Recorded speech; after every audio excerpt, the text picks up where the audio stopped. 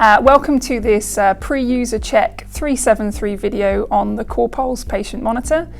You've already been through the orientation package, so you're very well aware of the three sections and all the bits that we're going to have a look at. But now we're going to go through the 373 step by step and look a little bit closer at some of those important functions that we need you to be able to remember. You will see me refer to this document throughout this video, and this is the 373 checklist. There is one available for all of the big bits of electromed, so particularly the Corpuls and the ventilator. The checklist is a really good way of remembering all of the steps that you need to go through for the 373 so that you don't forget anything that's really important and particularly anything that's safety critical.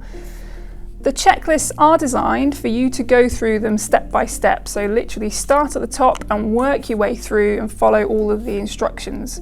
The great thing about checklists is they remove that cognitive burden from yourself of having to remember silly things like which button do I press next, and you can concentrate on learning the really important stuff like how to apply this to the patient, how to use the ECG, the defib and so on.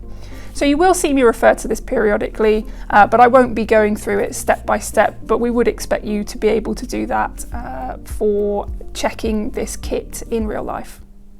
So from the orientation video, the Corpuls splits into three component parts. And as with all good 373s, the first thing we're going to start with is dirt, dust and damage. So we're going to go through all three parts and confirm that they are fit for use and that there's no serviceability issues that we need to deal with. So starting with the monitor. So the monitor itself, you'll notice has a plastic cover on it. That's just really to protect the screen from getting stabbed with anything sharp. So just check the integrity of your screen and make sure that that all looks serviceable. Go through your buttons and again, just check that no one's stabbed a pen or a scalpel or something through them to make them unserviceable.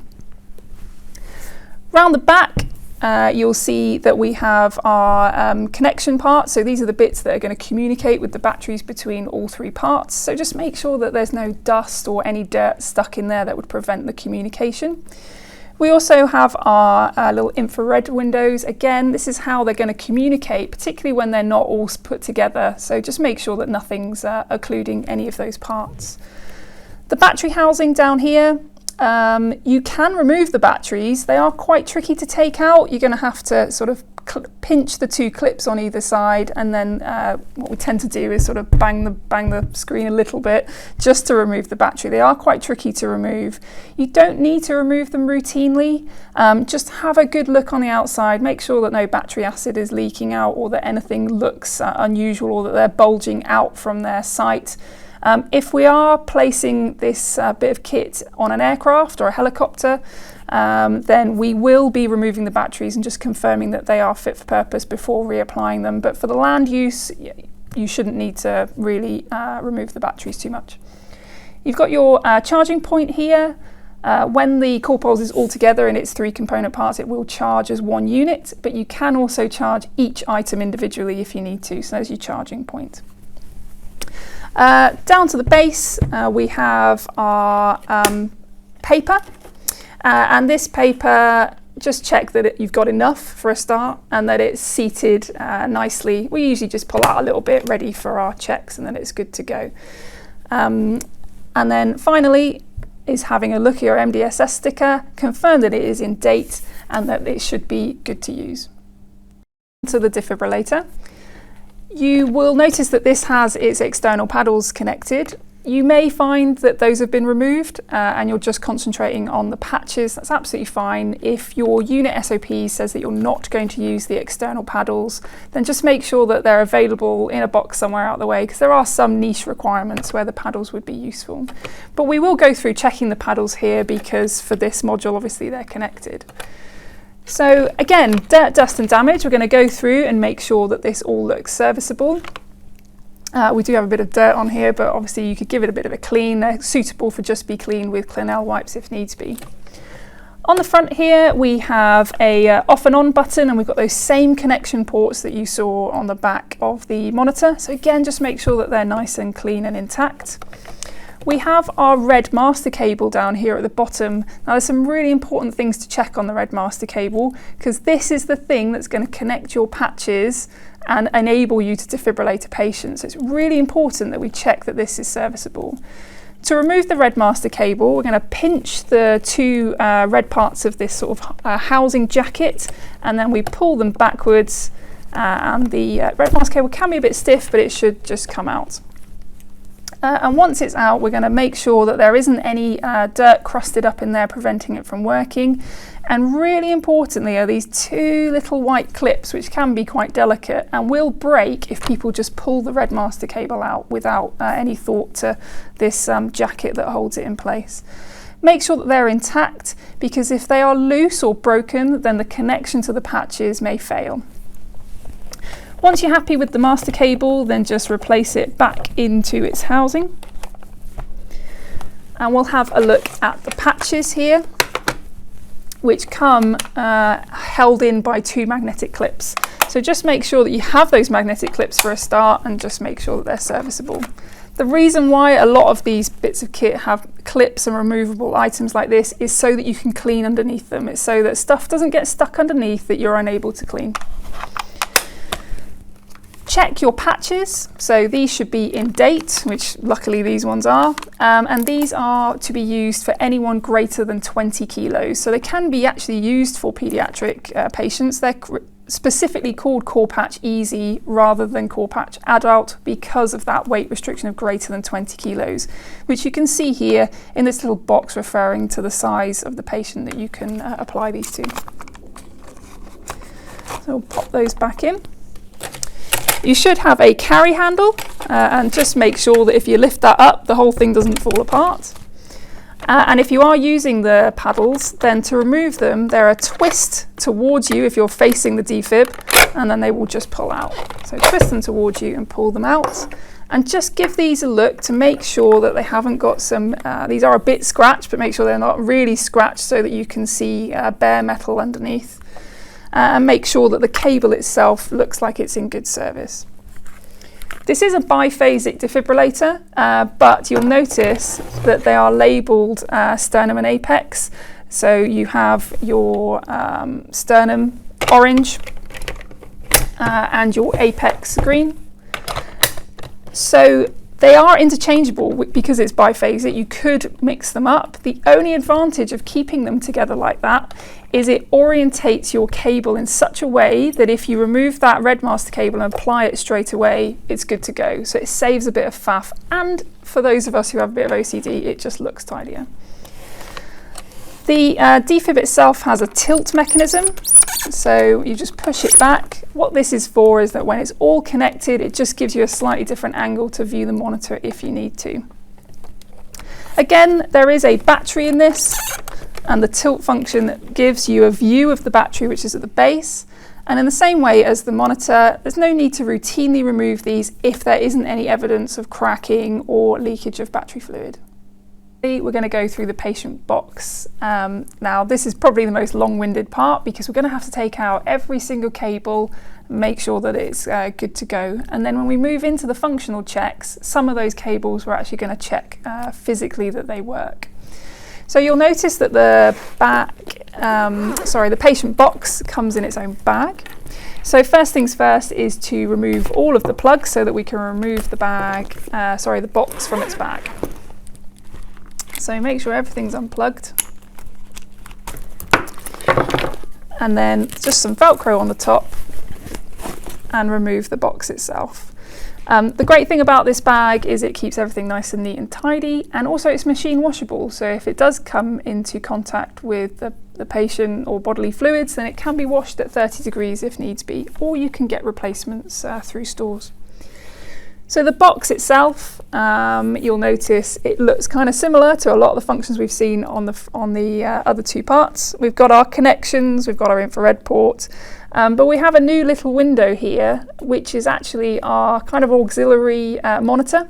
So if we have a failure with our monitor, then we can see monitored observations on this little liquid crystal display screen. It will give it in text rather than any waveforms, but it's a great little backup for if you have any problems or failure with your monitor. On the back, same as the other two parts, they have their own individual charging points. So if you have extra plugs and you need to plug them in separately, then you can do. And our battery housing at the bottom, exactly the same as the other two bits. Just check that it's not damaged or leaking. On the right hand side of the box, we have underneath this little magnetic clip, we have a memory card. This is a 2 GB memory card, and this is going to store all the data. So in line with current standards of electromed in hospitals, they need to have a data log to make sure that you're pressing all the right buttons and all the right things are going on. Currently that information can be downloaded by MDSS, but it's not something that we are routinely looking at. And on our left hand side, we're just going to make sure that all the ports look like they're nice and intact.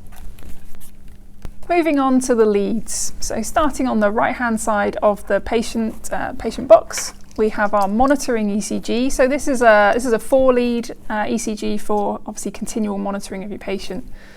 Make sure that it's nice and clean, that the integrity of the leads are all good, and just take specific notice of the clips. Okay, sometimes we do find bits of patient, let's say, still in clips, so give them a good once over and make sure that they're good to go. The next pocket along is our SATS probe. Your Corpuls should come with a finger probe, a standard finger probe, and also an ear clip. Moving on to the final pouch, we have our diagnostic ECG. So in the land environment, you will have an ECG machine, a standalone ECG, but the Corpuls is actually a really good ECG, and you can perform a very effective 12-lead using it. So in addition to your 4-lead from your monitoring, you're going to add in the remaining 6 leads from your diagnostic ECG to make a total 12-lead ECG. One safety point though with this lead is that as we're going through our 373, you'll notice that I've plugged back in the leads into the box so it's ready to go, but I am going to leave the diagnostic ECG unplugged. And I'm going to do that because I'm going to be testing the defibrillator. Now, there is a theoretical risk, which is documented in the manual, that if this diagnostic ECG is not physically connected to a patient, then there is a theoretical risk of there being arcing of electricity through one of these electrodes. So the manual actually recommends, if you're testing the defib or using it without these connected to your patient, then this should remain unplugged from the box. So you're just going to have to remember to plug it in if you do need to perform an ECG. You've also got some little pouches here which are really useful for storing things like ECG dots, and we would recommend that you just check that you've got enough ECG dots to perform a 12-lead ECG should you need to. The left-hand pouches of the patient box, the first bit here is you have a little pouch for your P1 to P4. Now, it's a tiny pouch, so you would think that you're not going to be able to get everything in there, but in there you should find as many connectors that you need for as many invasive pressure leads as you're going to use. So believe it or not, you can put four invasive pressure connectors in there, and we would usually store 3, so a double and a single. While you're there, while you've remembered that you've got those, it's worth also checking your invasive leads. So take these out of the bag and confirm that you've got as many invasive leads as you require. The Corpuls can monitor up to 4 invasive leads, but most of the time we're only going to be monitoring 3. So make sure you've got it all. The pouch at the back is for our temperature probe. Standard temperature probe with a connector here, and make sure that you have enough not reusable. Sorry, please don't reuse them. Make sure that you have enough dots for the skin, and also we have the invasive lines for esophageal or rectal. Definitely not to be reused. So make sure you have that lead. That lead is a sort of an auxiliary jack type plug-in, and we wouldn't recommend that this remains plugged in just because of the angle that zipping up the pocket places the lead. It can easily fray and break, so don't plug this in unless you actually need to use it. Our final pouch houses our end-tidal CO2 monitoring, which you'll notice is a side stream monitor. Okay, it clips into its cuvette on the side, and in its pocket it lives in a little housing, which if you place it in the housing with the two blue arrows facing each other, then you'll find that you won't get any alarms whilst the end tidal CO2 is not in use. And then in the final pocket we have a standard blood pressure cuff. So this one is an adult long standard. You can obviously get pediatric and larger cuffs and calf cuffs if you need them. Once you've finished going through all the physical checks of your 3 parts, we're going to place the machine back together and move on to our functional checks. So first things first is the patient box clips onto the back of the monitor, and then the whole bit just clips on to the defib itself. That's worth having a practice of that when you get your hands on with the kit, because it can be a bit fiddly. Once it's all back together, then we'll move on to our functional checks. What we're going to do with the functional checks is confirm that the Corpuls switches itself on and that it runs through its post-on self-test. So first things first is just press the off and on button. You'll see that the jog dial lights up briefly and the screen comes on and it runs through its own little self-test.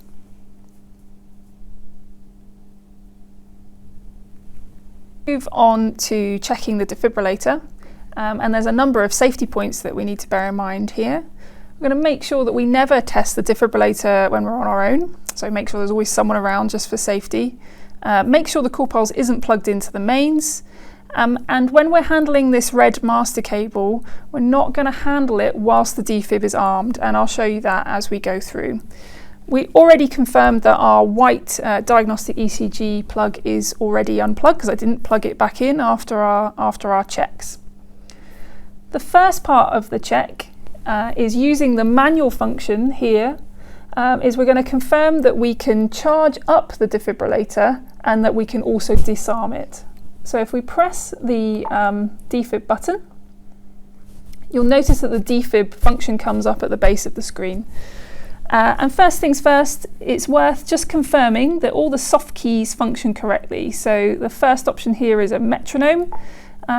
So you can, if you choose to, you can listen to the metronome to confirm that it is correct and that what it sounds like is useful to listen to. You should have 2 options in there for adult and child. Our next button is our sync function. So it should be set on auto sync. That just is a nice feature from the Corpuls that means that the defibrillator will always try and automatically sync if you're defibrillating or if you're cardioverting. It's quite clever and will try and do the correct thing for you. Soft keys to automatically select joules. So we have a 50 button, a 100 button, a 150 button and a 200 button. So just confirm that they function correctly. We have a time elapsed, so really useful for any scribes during a resus scenario. We have a time elapsed since the defib was switched on. We also have the number of shocks that are delivered, which are obviously 0 at the moment, and we have time from the last shock. So a really useful tool to give you that 2 minutes for your resus scenarios. So first things first is we're going to charge up the defib. So it's set at 200. We're going to charge it up, and you'll see that our charging indicator starts to raise. When you hear that alarm, what we're going to do is we're going to press the monitor button to disarm that defib. Okay, you can either sit and wait and it will disarm itself, or you can press the monitor button to take you back through to that main screen. So that's the first test complete. We've confirmed that the defib can charge and then we can disarm it. This is the safe screen. Okay, this defibrillator isn't active at the moment, so we're going to just double check that our red master cable is seated correctly. This housing actually simulates a defibrillator box, so similar to the boxes, the external boxes that you attach in hospital. This is our kind of test and dumping box. All right, so just make sure that your red master cable is seated correctly and move into test number 2. So test number 2, press your manual defib button This time we're going to simulate shocking through the patches. So this time we're going to charge up the defib at 200 joules. And we are going to press and hold the shock button to tell the machine to deliver a shock into that safety box at the bottom. You'll see that it's registered one shock has been delivered, and that countdown for the next shock has started. We're going to press and hold that for a short time, just because that's related to our auto sync function, because it's going to just double check that there isn't any electrical activity that would indicate that the patient needs cardioverting rather than defibrillation. So just press and hold, and in a matter of seconds it will shock the patient. So that's test number 2 complete. To move into test number 3, we need to fully disarm the defib. So we'll do that by pressing the monitor button, and we're going to return to our red master cable, where we are going to connect it to our paddles. Now obviously if you don't have paddles connected routinely, you don't need to proceed on to this test, but I would recommend that if you're ever likely to use the paddles, you should remove them periodically and perform this test just to confirm that they work. So with the paddles, we're going to connect them up at the base, and you just connect the red master cable to our paddles. And if you're trying to do this in the dark, one way to notice is that there's a raised button on your cables which indicate how it's going to fit. So just clip those two together. Now when we press the manual button, it's now coming on as a defibrillator using the external paddles. So you'll notice that you can no longer use the charge button on the screen, because we're going to use the buttons attached to the paddles themselves. Leaving the paddles in their housing, so this is again the safety discharging box. Okay, they're going to discharge into the machine itself. We're going to just press one button on the top of a paddle to charge, and it doesn't matter which button you push, just one of them, and then we're going to press and hold both to deliver the shock. And once you're happy that that second shock has been delivered, disarm your defib and return your red master cable to its original housing. Been through the defibrillator, we're going to make our way through the rest of the buttons to confirm their functionality. You'll see that I've got a lot of the leads already out, because we're going to actually check that the leads work and do what they're supposed to do.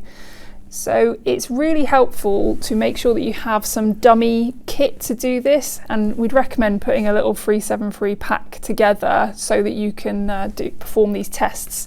So your dummy kit should include a dummy temperature probe, either the invasive or the sticky dot is fine.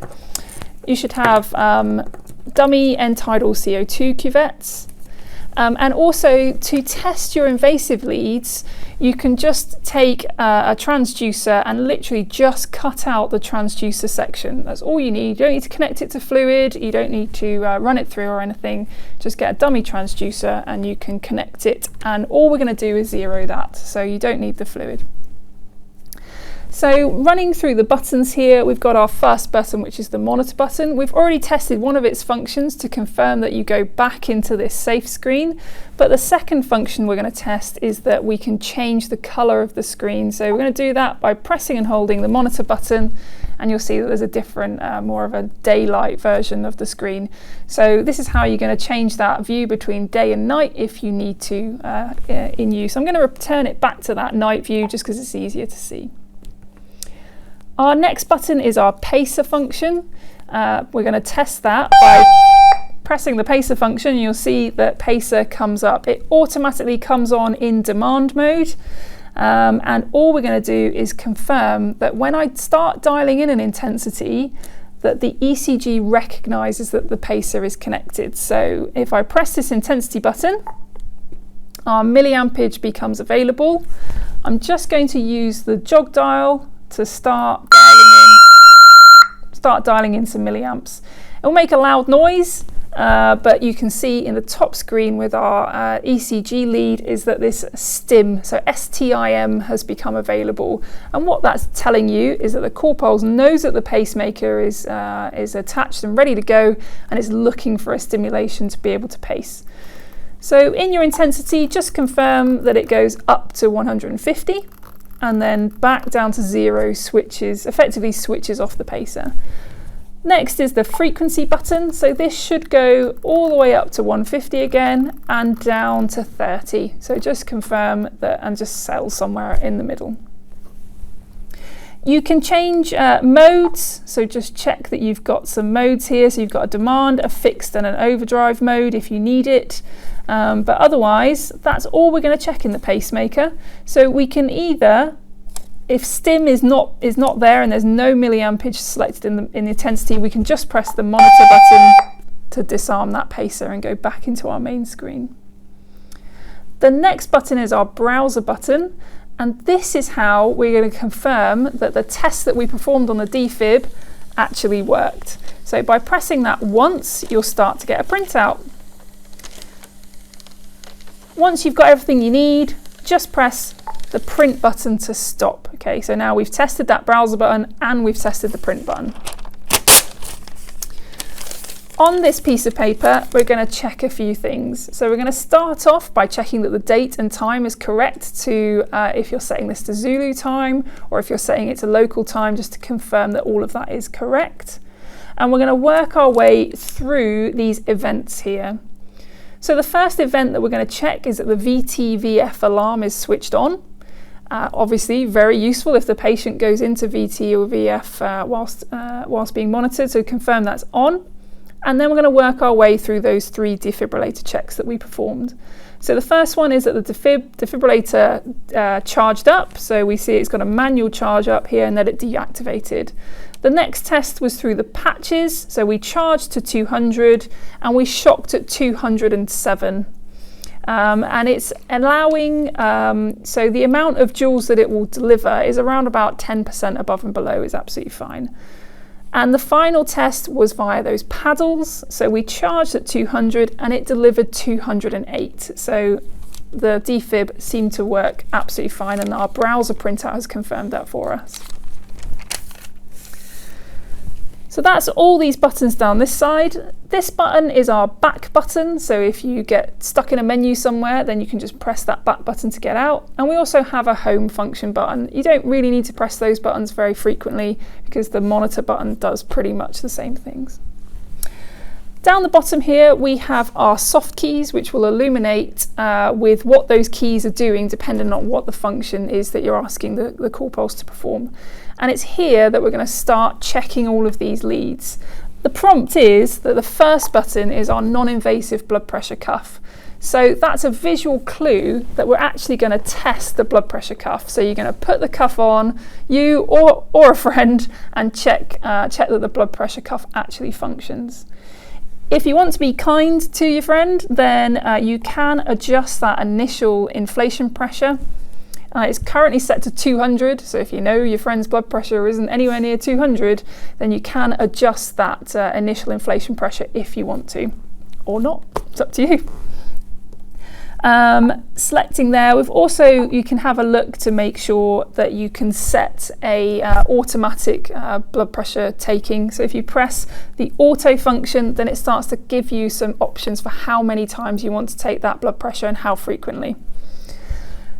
So confirm that it takes a blood pressure successfully, and then we'll work our way through the leads. So once the blood pressure is taken, I would recommend closing that, just because you need to now be able to see the end tidal CO2 pressure wave. To check the end tidal CO2, connect up your cuvette, and then I would just place my hand over the cuvette, because I don't actually want to stick this thing in my mouth, because multiple people have done that. So just place your hand over the cuvette and just literally, all you're going to do is blow. So blow into the cuvette and confirm that you have a waveform. This will alarm at you because it thinks it's been disconnected, but just ignore it from now on. The temperature probe, we wouldn't recommend actually sticking this up anyone or in anyone to check a temperature. You know it's working because it's reading the ambient temperature of about 20 degrees. So that's fine, that works. Plug in your dummy transducers to your invasive pressure leads. And what you're going to do is, using your jog wheel, you're going to scroll down to invasive pressure and click it. In there you have a calibrate function, and this is what Corpuls calls zeroing. So select calibrate. At your transducer, obviously open it to air in the same way as you would in real life, and then just click calibrate. This is not going to work because I haven't got it connected, but if it successfully zeroes, it will say calibration successful. And you'll need to do that with all the leads that you're going to work with. Finally, we're going to check that the SATS probe works. Obviously connect it to your finger, use the ear probe, connect it to an ear, and just confirm that you get some readouts on our SpO2, our pleth pulse, so a reading of a pulse from a SATS probe, and a function here called PI, which is perfusion index. So this is a function that Corpuls sold Defence, saying it would be very useful for us to indicate patients' perfusion peripherally. Most of us don't use it. It will give you a number. Lower numbers indicate poor perfusion, higher numbers indicate good perfusion, but we don't really use it. So just check for a number. And that is all the leads that we're going to check when we press that non-invasive blood pressure button. So we've checked all of our leads, and we're going to move on to our 2 ECG functions. So we have a ECG function here, which is our diagnostic ECG. So this is our 12 lead function. All you're going to do is press the button and confirm that a 12 lead ECG appears and that it looks like it should be in the correct order. Cancel that and come back out to our main screen, and our next button is our long-term ECG.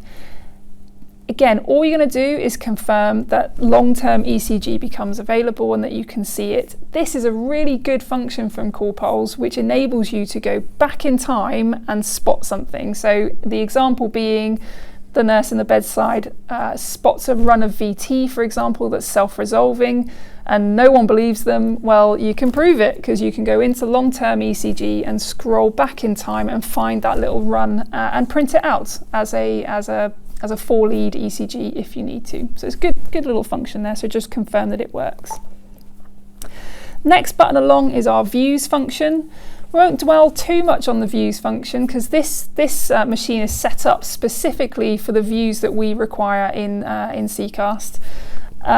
They are good views for ITU, and in your checklist there are some notes to go through for what the views should look like. We have 3 views set up. Our first view just has 2 invasive leads. Our second view has 3 invasive leads, and our third view is our kind of a HDU view, which literally just has a ECG, SATS, and an end tidal for if you're doing that non-invasively. It's a good way of having your views set up as standard, but you'll need to refer to your unit SOPs to find out what views you will be using for your Corpuls in practice. Our next button is the QRS function. If you're someone that likes listening to the beeps, like our anaesthetic colleagues, then you can press the QRS button and you can set this to beep at you every time the patient's heart beats. Personally, we would prefer it was switched off, but it is there if you need it. At the top we have our alarm function, so pressing this button in the first instance brings up a list of the current alarms, and then you will press that to just get rid of alarms. There aren't any, so our current alarms are related to the fact that it can't pick up an end tidal, which is fine, I know about that. So I can just press it to get rid of the alarms, or I can press and hold it once and I get an alarm suspension for 2 minutes. The next button is an event marker. You can't really test this. You can press it if you want and it will come up and say event marked, but you can't really test whether it's working or not. What this enables you to do is during an adverse event, perhaps you are in a resus scenario where maybe you're giving some medication for bradycardia, perhaps you want to mark the specific time when you gave that medication, then you can press this event marker, and what it will do is it will just effectively put a flag on any printouts to indicate that an event occurred. It also records sound, so for about 10 seconds it records whatever you're saying. So you could say into the Corpuls, medication administered, but you're not going to ever see that because that's all held on the SD card, which needs to be downloaded by MDSS. So it's useful for a visual marker, but not so much for the rest of its functionality. You've been through all of the buttons, and the final checks are that the menus are set up correctly. To access the menu, we're just going to click the wheel. Okay, and clicking the wheel brings up all of those menu functions there. Again, we're not going to go through each one of those step by step in the video because these should be set up specific to your unit SOPs. There are some standards that we think would be useful, and they are outlined in the checklist, but it's very easy to just follow the checklist through and confirm that all of the menus are set up how you would like them. The final functional check is in the top left-hand corner of this screen. You should just confirm that you have a battery indication. And obviously if it's plugged into the mains, this is where you'll see that icon for the mains supply. And in the far corner here, we have an indication that all three modules, so the patient monitor, the box and the defibrillator, are all connected physically. So you have a blocked line to confirm that physical connection. We would recommend that you just confirm that the Bluetooth works by just unclipping that first part.